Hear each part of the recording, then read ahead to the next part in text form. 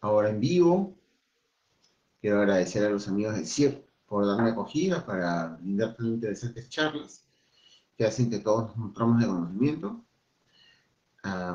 También agradecerles a ustedes por su gentil preferencia de todos los días jueves estar presentes en estas humildes charlas. Hoy vamos a seguir hablando de los delitos sexuales, contra la libertad sexual, y la próxima semana vamos a hablar de lleno lo que es la ley 30364 de violencia contra la mujer.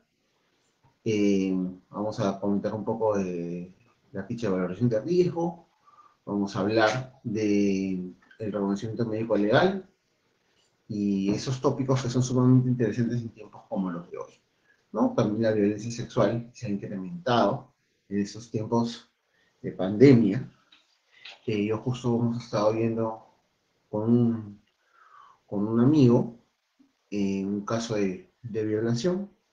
El tema es el siguiente: esta niña a los 11 años, es decir, hace 15 años, va a buscar a su amiga, esto es en el sur, la va a buscar, sale el papá, la hace pasar adentro y la ultraja.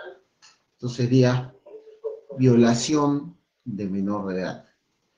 Ella, por temor y por las amenazas, no lo denuncia el papá, sino lo denuncia el padrastro. El padrastro actualmente está condenado a cadena perpetua. Sin embargo, ella, en el acto de juicio oral y ante el juez instructor, en ese entonces, el juzgado penal, que hacía las veces de juez instructor, les dijo que no había sido el padrastro, pero lamentablemente no le creyeron, dijeron que lo estaba encubriendo y hay un inocente en prisión. Y ahora este señor, que la ultrajó, que le causó tanto violencia física como psicológica, le hizo perder su inocencia, está libre. Y estamos esperando que sigan las investigaciones y se haga justicia en este plano, ¿no? Porque uno de los tópicos más interesantes de lo que es la violencia contra la libertad sexual y la violencia de la mujer, básicamente en el ámbito sexual, es que la víctima no se le cree, ni para bien ni para mal. En ese sentido, ella denunció una cosa, pero al momento de los actos procesales, tanto de la instrucción, recordemos que era un modelo instructivo, no había investigación preparatoria, ¿no? Y menos hace 15 años, había instrucción. En la instrucción ella dijo que no era el padrastro. Y en el juicio oral dijo tampoco es el padrastro. Y en la pericia psicológica, en la pericia psiquiátrica que le hicieron, dijo que no era el padrastro, que el papá de la amiga tal, que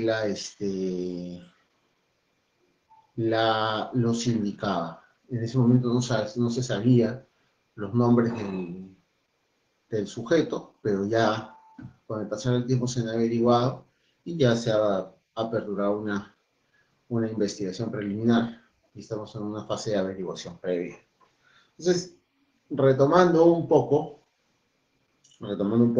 la sesión pasada hemos hablado de la violación propiamente dicha, la violación de personas en estado de resistir, violación de personas con incapacidad de su libre consentimiento, la violación sexual de menor de edad.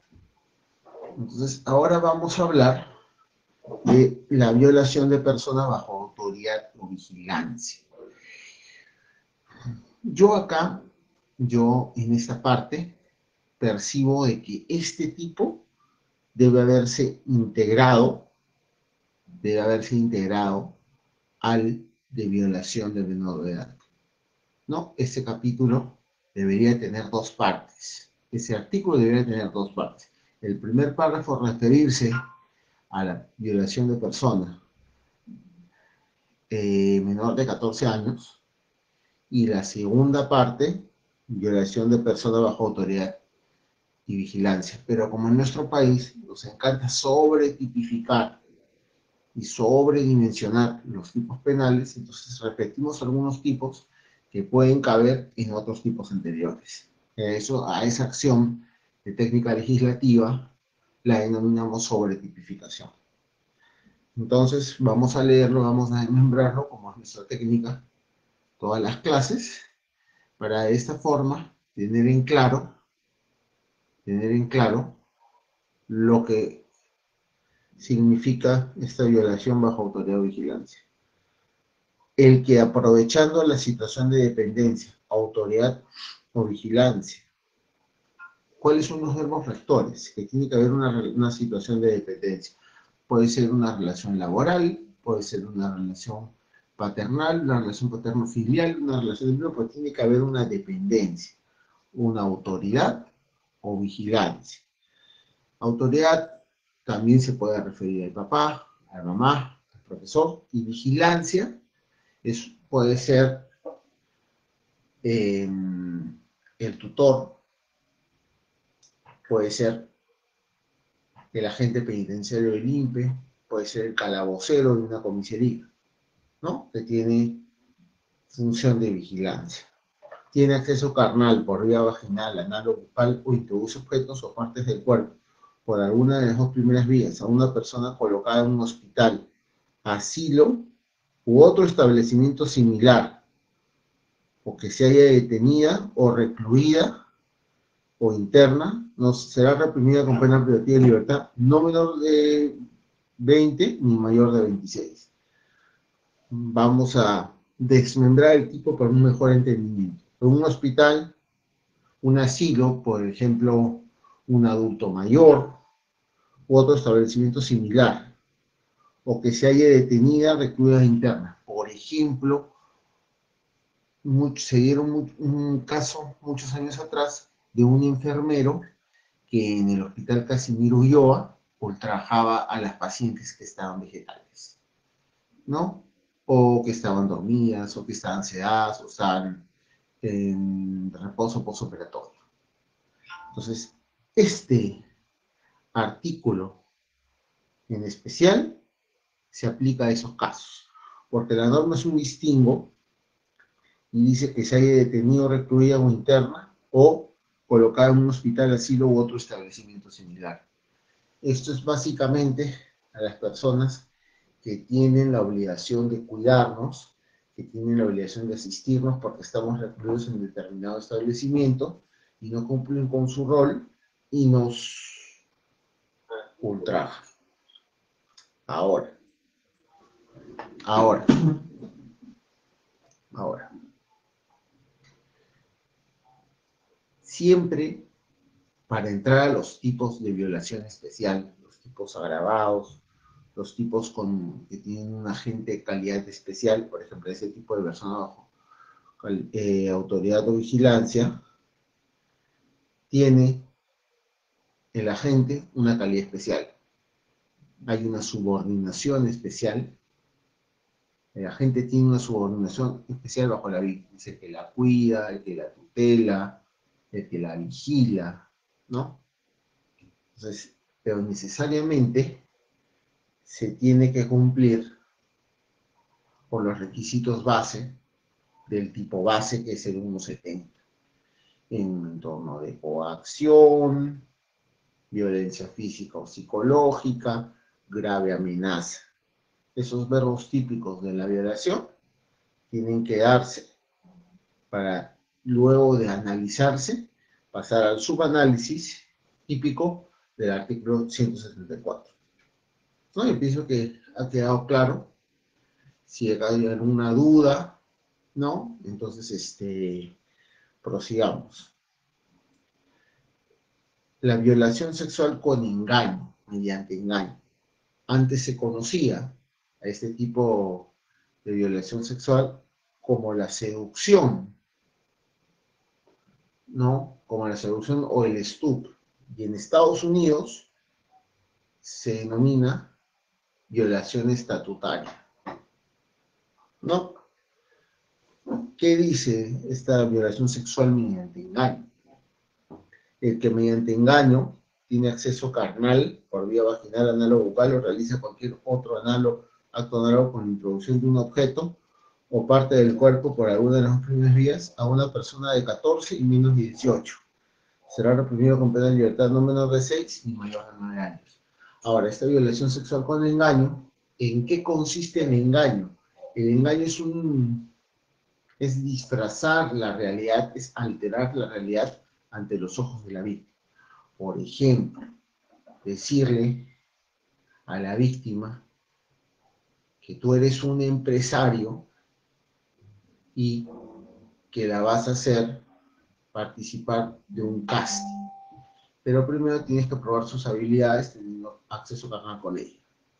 Entonces, o que eres un productor de televisión y que para entrar al programa tienes que tener acceso carnal con ella. Entonces, tienes acceso carnal con ella, ojo, de 14 a 18. Tienes acceso carnal con ella y descubres que no eres un productor, que no estás haciendo un casting, entonces es considerado violación sexual. Ojo que desde mi punto de vista, acá no cabría la violencia, la grave amenaza o el entorno de coacción, porque es un tipo especial que la gente está actuando mediante engaño. Pero ese engaño, recordemos que el elemento típico de los delitos contra la libertad sexual es el no consentimiento o el consentimiento forzado.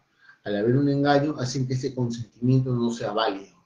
Si bien se da un consentimiento sobre el engaño que está siendo sometida a la víctima, no es considerado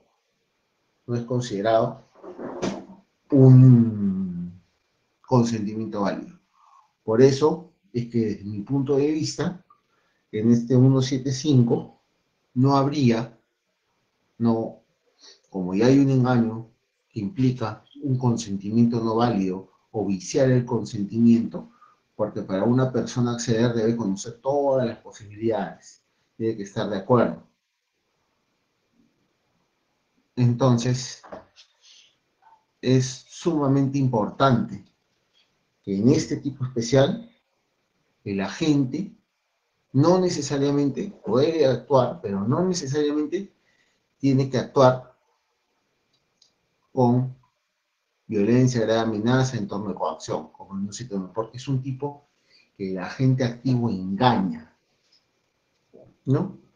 Entonces, el 1.7 es, ya pasamos de todos los tipos de violación sexual a los tipos de tocamientos indebidos, actos de gozo sexual o actos libidinosos sin consentimiento. Antes, el tocamiento indebido, antes, para que sea considerado como tocamiento indebido, antes de la reforma, era necesaria la violencia o la grave amenaza hacia la víctima. Actualmente, eso es un agravante, no es una conducta regular propia del tipo penal. Entonces, vamos a leer. Son 3 estrofas.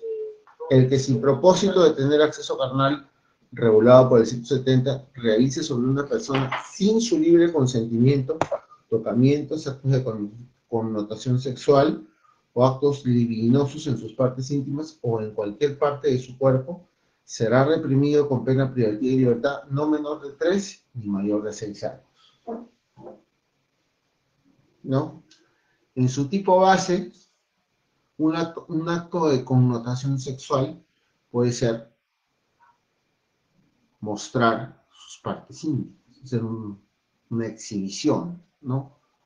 O, por ejemplo, como estos señores del Metropolitano del Transporte Público que ven a una menor y empiezan a restregar sus partes íntimas en su trasero o en su vagina. Ojo, sin consentimiento, porque si obra el libre consentimiento, ya no estamos ante un delito de tocamiento indebido. El tocamiento indebido es un tocamiento libidinoso, lúbrico, somático, sin el consentimiento de la víctima. Entonces, tenemos que en su tipo base va de 3 a 6 años. Dice también, si el agente realiza la conducta descrita en el primer párrafo, mediante amenaza, violencia o aprovechándose de un entorno de coacción o de cualquier otro que impida a la víctima dar su libre consentimiento o valiéndose de cualquiera de estos medios, o obliga a la víctima a realizarlo sobre el agente, sobre sí mismo o sobre el tercero, la pena privativa de libertad será no menor de 6 y mayor de 9 años. A la pena se va incrementando. ¿Por qué? Porque la gente se está valiendo, violencia, grave amenaza, de un entorno de coacción y está obligando a que la víctima se toque, lo toque a él o lo deje tocar. Entonces vamos que el tipo se va ampliando. Pero acá estamos hablando de actos de connotación sexual. No estamos hablando propiamente dicho de penetración. En los tocamientos indebidos no hay penetración. Los tocamientos indebidos son actos lúbricos somáticos. Eso se tiene que recordar bien. Se tiene que tener sumamente claro eso. Eso es lo que lo diferencia del abuso sexual. Propiamente dicho, de la violación sexual como acto de penetración. ¿Mm? En cualquiera de los casos previstos en el primer y segundo párrafo, la prueba privativa de libertad se incrementa en 5 años en los extremos mínimo y máximo si la víctima es mayor de 14 y menor de 18. Por ejemplo, como les decía, hay un incremento de 5 en el mínimo y de 5 en el máximo cuando la víctima es menor de 14, o sea, de 14 años hasta 18. ¿No? Recordemos que estas personas que les gusta tocar escolares en el metropolitano, que les gusta mostrar su miembro viril a la gente, eso es considerado un delito sexual o un delito propiamente dicho contra la libertad sexual. ¿No? El 176, tocamientos, actos de connotación sexual o actos libidinosos en agravio de menores. Está propiamente dicho, menores de edad, se refiere a menores de 14, porque el artículo anterior se refiere a menores de 14 a 18 como agravante, pero acá hay una suma agravante que es menos de 14. Acá dice, el que sin propósito de tener acceso carnal regulado realiza sobre un menor de 14 años u obliga a este efector sobre sí mismo, sobre la gente o tercero, tocamientos indebidos en sus partes íntimas, actos de connotación sexual en cualquier parte de su cuerpo o actos libidinosos, será reprimido con pena privativa de libertad no menor de 9 ni mayor de 15 años. Quiere decir que la menor ya no tiene 14 a 18, sino es menor de 14. De 14 a menos es considerado un tocamiento indebido agravado. Por eso la pena baja de 9 a 15 años. Estos tocamientos se denominan en la doctrina actos lúbricos somáticos, son actos de roce, ¿no? En el cual el sujeto activo obviamente se excita, pero la persona no consiente. Porque si consintiera, sí sería un tocamiento, pero no un tocamiento indebido. Entonces eso debemos de distinguir lo que es un tocamiento propiamente dicho a lo que es un tocamiento indebido. Ojo, el tocamiento indebido se puede dar entre parejas, claro, si la persona no consiente. Por ejemplo, pasaba mucho antes, que uno pasaba por Lima, la silbaba y ¡pum! Pasaba alguien y le metía la mano al trasero. Antes no se tipificaba, la policía decía que había un vacío, la policía no intervenía. Yo les estoy hablando ya por el año 2000-2013. Ahora pasa eso, es considerado eso, un tocamiento indebido, en su tipo base, que es de 3 a 6 años. Que todavía me parece que es poca la pena, debería ser por lo menos de 5 a 8, para que sea efectiva, porque recordemos si es 3 a 6, en su extremo mínimo, sin la agravante del tercer párrafo del 176, entonces prácticamente a esta persona se le daría una pena restringida, una pena suspendida en su ejecución.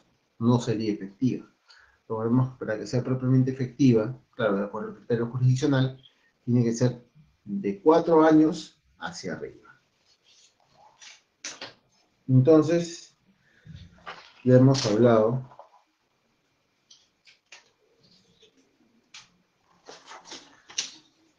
Acá hay un capítulo especial, dice la responsabilidad especial. Vamos a ver de qué se trata. Recordemos que años atrás, hace 20 años, cuando yo empecé a estudiar Derecho, que no es hace mucho tiempo, el Código Penal decía de que si uno embarazaba a la víctima, un violador, y se casaba con ella, se exoneraba de responsabilidad. Es un poco cruel pensar y querer que la víctima se case con la persona que lo ultrajaba. Me parece que es un poco humillante e indignante, ¿no? Pero creo que lo hacían en el sentido para que mantengan a la prole, si es que tienen, si es que tienen,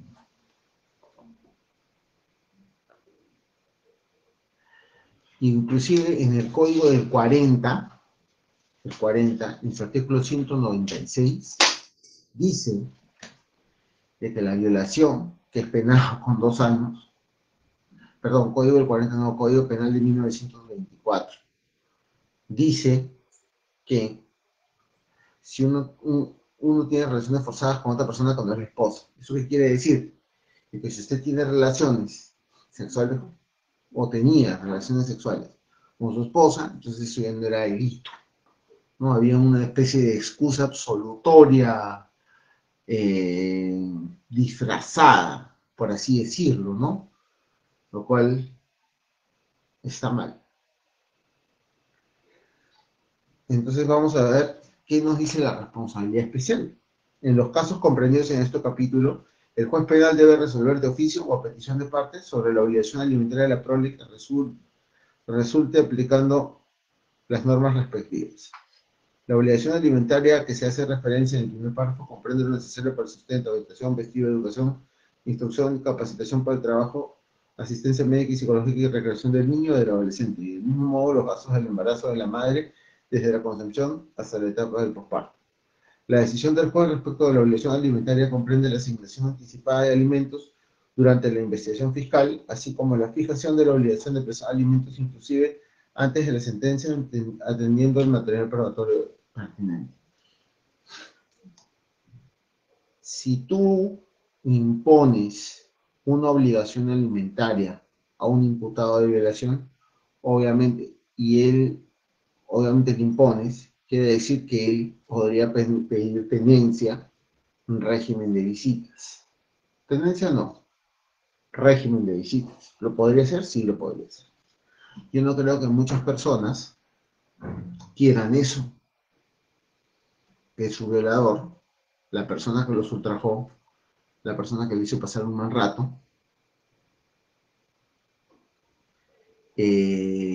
lo frecuente y frecuente su hijo, ¿no? Podría hacerse una lectura de este capítulo, subcapítulo o subartículo de responsabilidad especial, diciendo que lo que se busca acá es que esta persona asuma con su responsabilidad. Pero lo que no se está tomando en cuenta es el impacto psicológico de la madre para con este sujeto. Recordemos que esta persona es un violador. Esta persona lo ha humillado, lo ha ultrajado, le ha quitado la inocencia.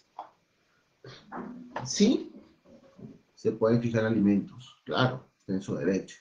Pero también este señor tendría el derecho de pedir ulteriormente, futuramente o futuro, un régimen de visitas, porque es el padre. Entonces, los operadores de justicia tienen que tomar con hilos este artículo de, de responsabilidad especial, que es un poco delicado, ¿no? El artículo 178A nos habla del tratamiento terapéutico. Dice, el condenado a prueba de libertad, a pena privativa de libertad efectiva por los delitos comprendidos en este capítulo, previo examen médico y psicológico que determine su aplicación, será sometido a un tratamiento terapéutico a fin de facilitar su readaptación social. Obviamente, Me parece que esto está de más. ¿Por qué? Porque si uno entra a una prisión, obviamente el fin de la pena, más allá de ejemplificar, que es readaptar, reinsertar, reeducar al penado. Y parte de esa reeducación, readaptación y reinserción es una terapia psicológica. Para eso está el órgano de tratamiento del INPE. Entonces me parece que desde ese punto de vista, ese acápite está de más, me parece. ¿Por qué? Porque como le digo, en el penal tienen que dar un tratamiento psicológico. Uno de los requisitos para acceder a algún tipo de beneficio, en este caso, en este capítulo, no hay beneficios, es el tratamiento psicológico. Pero este código lo pone como obligatorio el tratamiento psicológico, que así debe ser. El artículo 183b dice: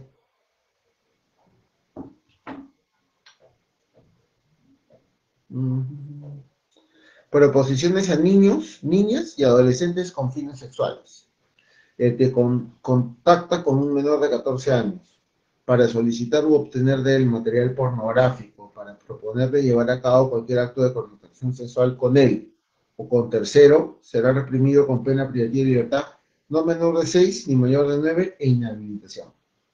Cuando la víctima tiene entre 14 y menos 18 y medio engaño, la pena será no menor de 3, no menor de 3 ni menor de 6 años de inhabilitación. Quiere decir, ¿qué es una proposición sexual?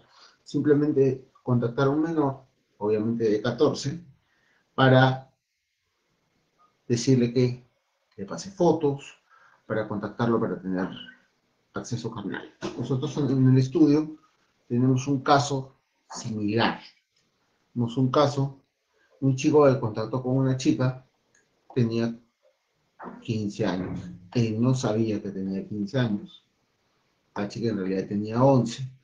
Y la chica, eh, por así decirlo, quería ganarse un dinero y él le propuso tener acceso carnal. No, el tema es de que él va al encuentro de la chica y se encuentra con el papá, ya viene la policía y lo detiene. No, el tema es que la chica no se ha presentado a la cámara agencial la primera vez, y por el tema de la pandemia, y la segunda la van a poner como prueba anticipada. La van a insertar como prueba anticipada. Estamos a la espera y vamos a hacer lo pertinente para pedir el archivo del caso. Bueno, vamos a pedir el archivo porque en este caso no hay respaldo probatorio, no hay elementos de convicción. El papá no ha ido a las citaciones, el papá no ha acudido, la mamá, bueno, no está citada, ella tampoco se presentó primera vez a la Cámara GESE, entonces parece que no quieren presentarse a la Cámara GESE porque la chica consintió, no fue una propuesta propiamente dicha, sino ella consintió, ella quiso, en el sentido de que era una menor de 15 años. Él no sabía en ningún momento que tenía 11, como dice el papá. Entonces eso tiene que probarse. Bueno, ya hemos recorrido la gran mayoría, por no decir todos, los delitos contra la libertad sexual. Entonces, la próxima clase, la próxima sesión, vamos a hablar de lleno de la ley de violencia contra la mujer, la 3064, y sus modificatorias. Esta clase es sumamente interesante, ¿no? Espero que les haya gustado la sesión de hoy, que es un poco corta, pero teníamos que terminar esta parte de delitos sexuales. Cualquier duda, pregunta, sugerencia, inquietud, me llaman al WhatsApp, me mandan un WhatsApp, me mandan un correo electrónico. Yo estoy llano para apoyarlos en lo que necesiten. Muchas gracias y buenas noches. Y una vez agradecer más a la Escuela de Siempre por la gentil invitación. Gracias.